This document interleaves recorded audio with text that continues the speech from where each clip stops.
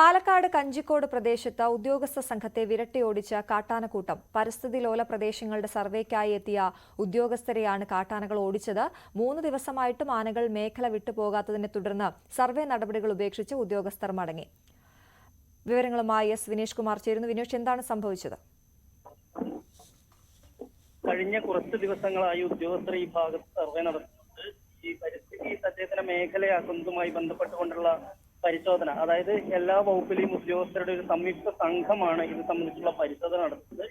ഈ സംഘം കഞ്ചിക്കോട് പയറ്റുകാട് മേഖലയിലെത്തിയപ്പോഴാണ് കാട്ടാന കൂട്ടം ഓടിച്ചത്. PT7, PT5, PT14 എന്നീ 2 കൊമ്പന്മാരടങ്ങുന്ന സംഘമാണ് ഇവരെ ഓടിച്ചതെന്ന് പറയുന്നു. നമുക്കറിയാം, കഴിഞ്ഞ മാസം മാതൃഭൂമി ക്യാമറാമാനെ ആക്രമിച്ച കൂട്ടത്തിലുള്ള ആനകളാണ് ഈ PT5ഉം PT14ഉം. ഈ സംഘം അടങ്ങുന്നതാണ് കഞ്ചിക്കോട്. കഴിഞ്ഞ കുറച്ചു കാലങ്ങളായി കഞ്ചിക്കോട് മേഖലയിൽ തമ്പടിച്ചിട്ടുണ്ട്. ഈ സംഘങ്ങളാണ്, ഈ ആനക്കൂട്ടമാണ് ഇവരെ പഠനത്തിനെത്തിയ സംഘത്തെ ഓടിച്ചത്. എന്തായാലും തൽക്കാലത്തേക്ക് ഈ ഭാഗത്തേക്കുള്ള സർവേ വേണ്ട എന്ന് വെച്ചിട്ടുണ്ട്. ഇനി ആനശല്യം കുറഞ്ഞതിന് ശേഷം സർവേ നടത്താനാണ് ഉദ്യോഗസ്ഥരുടെ തീരുമാനം. ശരി, എസ് വിനേഷ് കുമാറാണ് പാലക്കാട് നിന്നും വിവരങ്ങൾ നൽകിയത്.